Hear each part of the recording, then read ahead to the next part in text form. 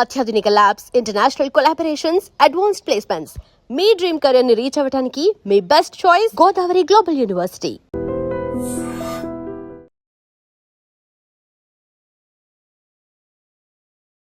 Welcome to iDream media.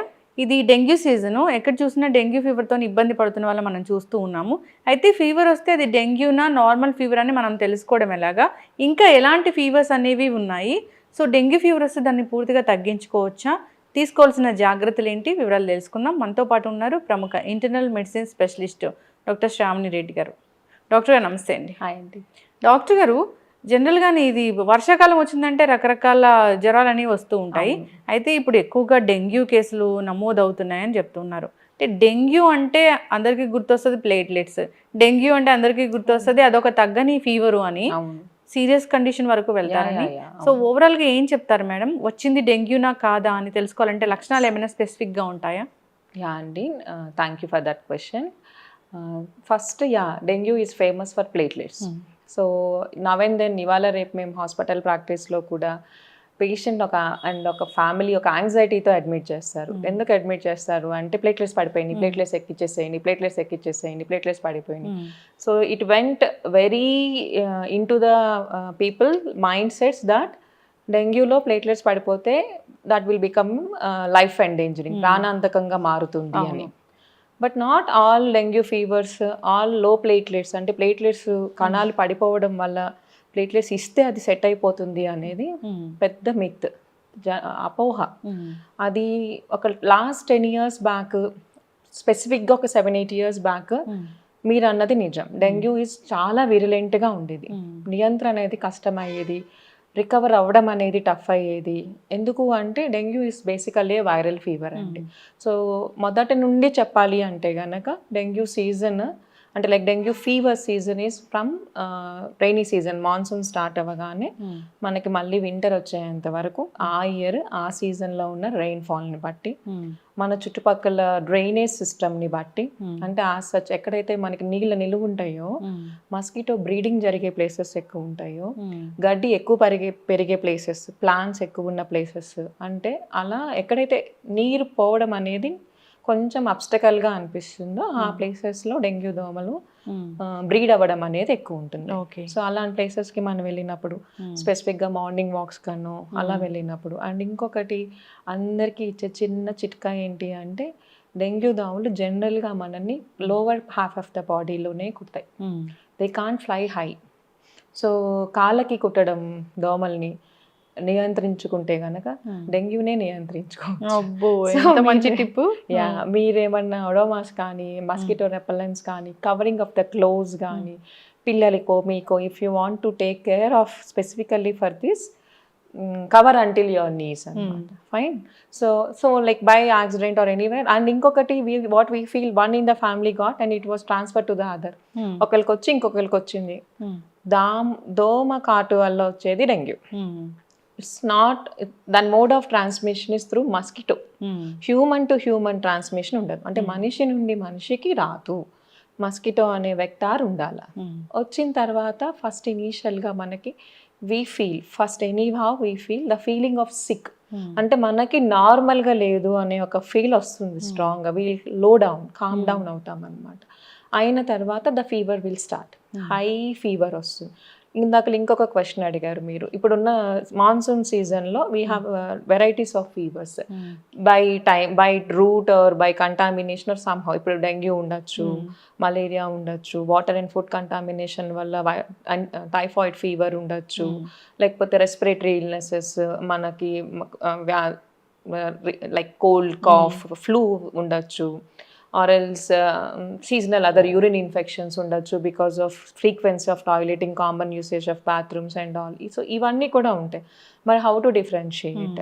So how to differentiate అంటే, viral fevers ఎప్పుడైనా కానీ high grade fevers 101 పైన are 101 జ్వరం ఉంటుంది, కంటిన్యూస్గా ఫీవర్ ఉంటుంది, దాంతోపాటు మీకు తీవ్రమైన కండరాల నొప్పులు ఉంటాయి, మయాల్జియాస్ అంటారు, కండరాల నొప్పులు, లేవలేకపోతున్నాను అనే ఫీలింగ్ ఉంటుంది అనమాట.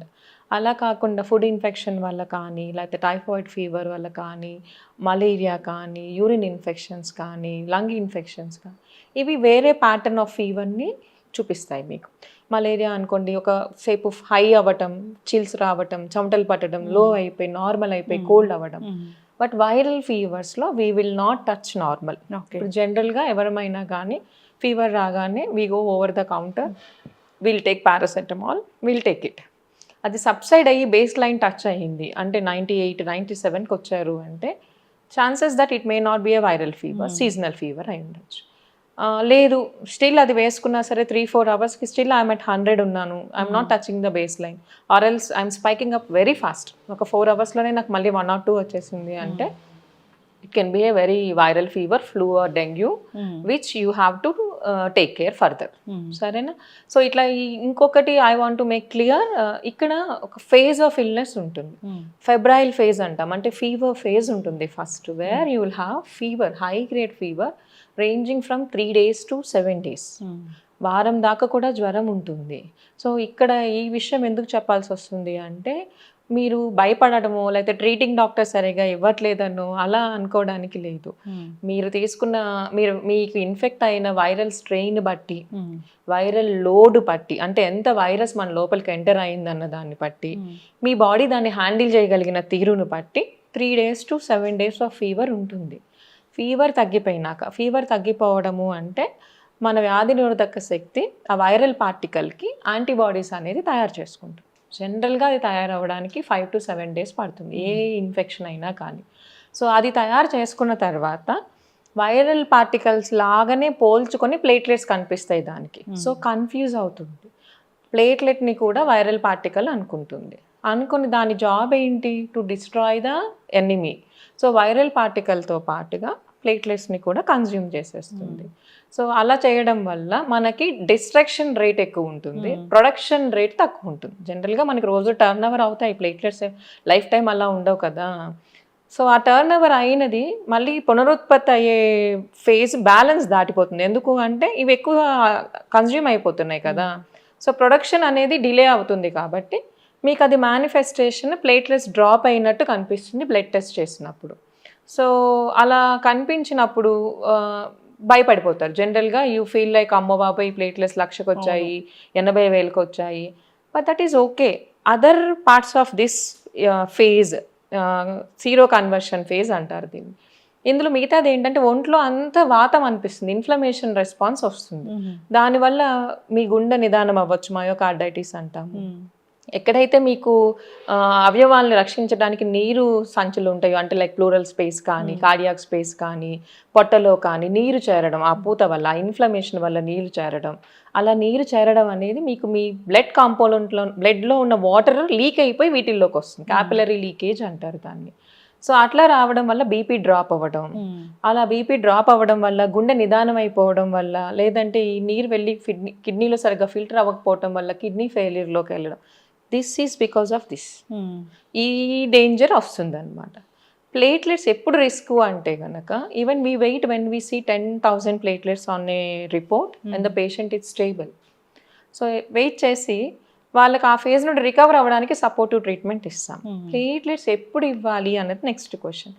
దానివల్ల మీకు బ్లీడింగ్ టెండెన్సీ ఉంది, లారల్స్ మీరు బ్లీడ్ అవుతున్నారు, మీకు అంతకుముందు ఒక అల్సర్ ఉందో, లేదంటే అంతకుముందు మీకు పైల్స్ ఉన్నాయో, లేదంటే ఇప్పుడు దీనివల్ల మీరు బాగా రెచ్ చేసుకొని వామిటింగ్ చేసుకొని బ్లీడింగ్ ఇనిషియేట్ చేస్తేనో, ప్రెషర్ డౌన్ అవ్వడమో, హై ఇన్ఫ్లమేషన్ వల్ల హై ప్రెషర్ అయ్యి బ్రెయిన్లో బ్లీడ్ అయ్యే రిస్క్ మీ ఏజ్ వల్ల కానీ, మీకున్న బీపీ వల్ల కానీ అలా ఉంది అనుకున్నప్పుడు సేఫ్ జోన్లో పెట్టుకోవటానికి అలాంటి ఇండికేషన్స్ ఏమన్నా కనిపిస్తేనే will transfuse the platelets.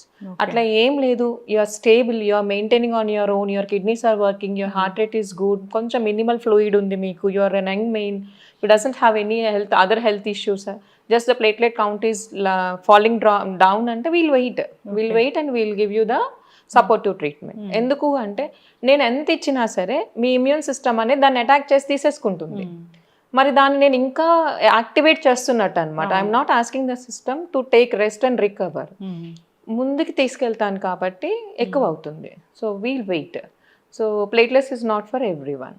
Yes. Yeah. So ma'am ఇప్పుడు డెంగ్యూ ఫీవర్ వస్తే అసలు ఎన్ని రోజులు ఉంటుంది జనరల్గా? యాజ్ ఐ టోల్, ఫీవర్ అయితే కనుక 3 to 7 days ఉంటుంది. ఈ ప్లేట్లెట్స్ డ్రాప్ అయితే కనుక మీకు ఫీవర్ డ్రాప్ అయిన 24 hours తర్వాత స్టార్ట్ అయ్యి అప్ టు 48-72 hours వరకు ప్లేట్లెట్ డ్రాప్ చూస్తారు. 72 hours తర్వాత అంటే 3 days, 3 + 3 6 days అనుకోండి, you will start recovering. Your platelets will start spiking up again. ఒక 1-2 days లో సెటిల్ అవుతారు. హాస్పిటల్ అడ్మిషన్ అనేది ఖచ్చితంగా అవసరమే. అడ్మిషన్ అనేది నేను అన్నాను కదండి, ఇప్పుడు లక్ష పైన ఎంత ప్లేట్లెట్స్ ఉన్నా, ఫీవర్ కంట్రోల్లో ఉంది, మీకు అదర్ హెల్త్ ఇష్యూస్ లేవు, మీరు హైడ్రేషన్ మెయింటైన్ చేస్తున్నారు, మీ బీపీ బాగుంది అనుకుంటే మీరు ఇంటి నుండి ఓపీ బేసిస్ ట్రీట్మెంట్ తీసుకోవచ్చు. నేను చెప్పిన వీటిల్లో ఏదైనా సరే కొంచెం డిఫరెంట్గా ఉంది, మీ పొట్టలో నీరు చేరింది, ప్లేట్లెట్స్ 1,00,000 కన్నా తక్కువకి వచ్చాయి, ఫీవర్ కంట్రోల్ అవ్వట్లేదు, లో బీపీ వస్తుంది అన్నప్పుడు మీరు తీవ్రమైన వ్యాధి కేసు వెళ్ళడానికి రిస్క్ ఎక్కువ. కాబట్టి హాస్పిటల్లో డాక్టర్ల పర్యవేక్షణలో ఉండటం అనేది మంచిది. అంటే యూ కెన్ రికవర్ సేఫ్లీ. అంటే ఒకప్పుడు చూసేవాళ్ళమా డెత్, ఇప్పుడు లేదా? ఇప్పుడు డెత్స్ తగ్గిపోయాననే చెప్పొచ్చు అండి. ఒకప్పుడు డెంగ్యూ వాజ్ సో విరిలెంట్.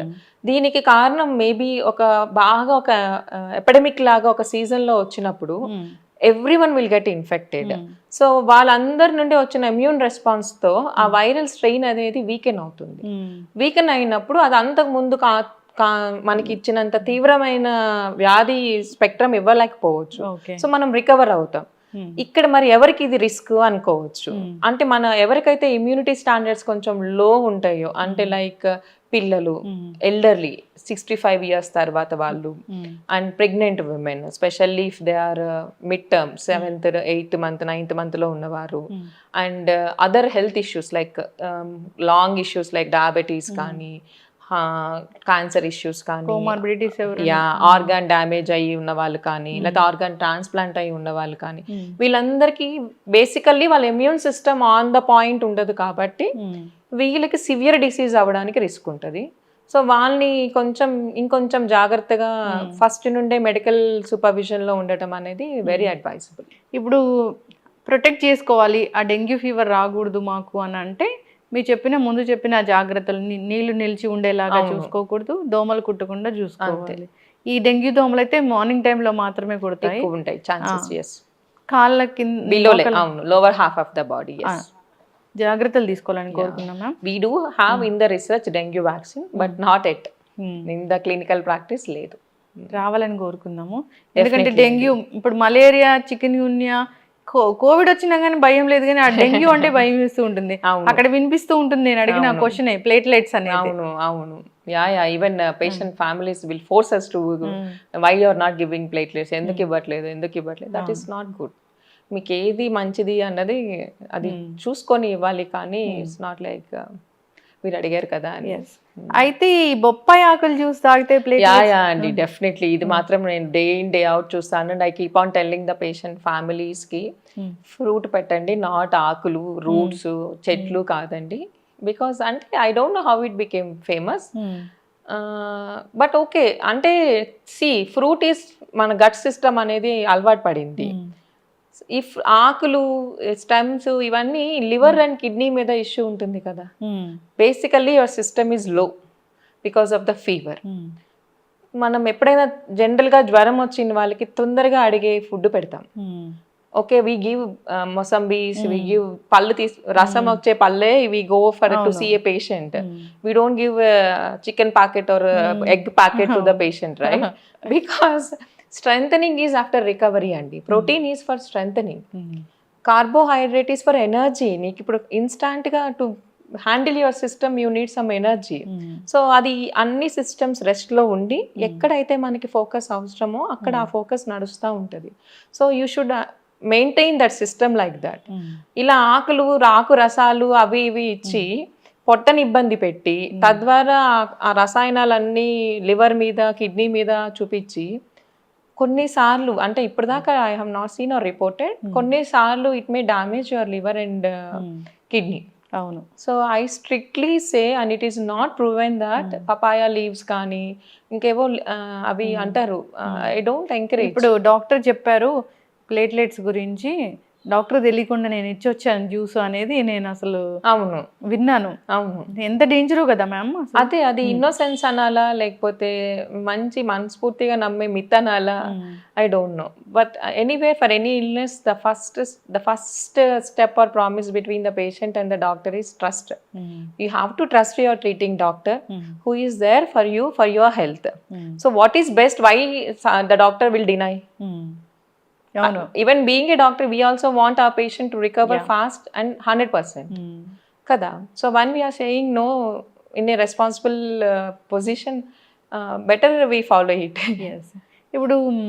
ఇప్పుడు ఎన్ని కేసెస్ నమోదవుతున్నాయి మ్యామ్? ఇప్పుడు కొంచెం frequency of cases we're seeing more since last 2-3 weeks. Because of the continuous rains, mosquito breeding and కొంచెం డెన్స్గా పాపులేషన్ ఉన్న ప్లేసెస్ నుండి we're seeing. But nothing is very severe అండి. అంటే like they are medically manageable. We are not giving any platelets or anything. And they have not seen to that extent of severe disease as we used to see. అంతకు ముందు మీరు అన్నట్టు ఒక 5-6 years back it was so prevalent and ICUs కెళ్ళటం, ventilate అవ్వటం, continuous transfusions, blood products ఇవ్వటం ఇవన్నీ జరిగాయి. కానీ ఇప్పుడు కొంచెం తగ్గుముఖం పట్టిందనే చెప్పాలి, అంత తీవ్రమైన డెంగ్యూ ఫీవర్స్. దాంట్లో కూడా కోవిడ్ ఉన్నట్లు స్ట్రెయిన్స్ ఉంటాయేమో? ఎస్ అండి, we have dengue 4 strains. So 4 varieties-లో అండ్ ఒక్కసారి వచ్చిన స్ట్రెయిన్తో రెండొకసారి ఇన్ఫెక్ట్ అయితే కనుక, అంటే ఒక్కసారి డెంగ్యూ వచ్చిన వాళ్ళు రెండోసారి ఇన్ఫెక్ట్ అయితే కనుక వాళ్ళకి చాలా తీవ్రమైన డెంగ్యూ ఫీవర్గా టర్న్ అవ్వడానికి రిస్క్ ఎక్కువ ఉంది. Okay, than the first time. చక్కగా చెప్పారు మ్యామ్. డెంగ్యూ ఫీవర్కి మలేరియాకి తేడా ఏంటి, ఒక నార్మల్ ఫీవర్కి డెంగ్యూ ఫీవర్కి తేడా ఏంటి, సో డాక్టర్ దగ్గరికి వెళ్తే అట్లా ట్రీట్మెంట్ అనేది ఎలా ఉంటుంది, ప్లేట్లెట్స్ గురించి చాలా చక్కగా చెప్పారు. రాకుండా జాగ్రత్తలు తీసుకొని అందరూ హెల్తీగా ఉండాలని కోరుకున్నాం. చక్కటి ఇన్ఫర్మేషన్ మ్యామ్, ధన్యవాదాలు. Thank you. And for more videos, Please subscribe to iDream. Please subscribe to iDream. Please subscribe iDream. And please subscribe to iDream. For more videos, subscribe to iDream. please like, share and subscribe to the channel. Congratulations, iDream. Subscribe to iDream. Subscribe to iDream. So subscribe to iDream Media. iDream ki iDream team andarki huge congratulations. Please subscribe iDream Media. Please subscribe to iDream. Subscribe iDream. Please subscribe to iDream. iDream అంటే నా కళల channel subscribe చేసుకున్న నోరు తిరుగుతలేదు, మీరైతే గంట గుర్తు కొట్టండి. For more such videos, please subscribe to iDream. Subscribe to iDream. Please subscribe to iDream. Please subscribe iDream Media. Please do subscribe to iDream. Please subscribe to iDream Media. For best entertainment and information, please subscribe iDream. And don't forget to subscribe to iDream.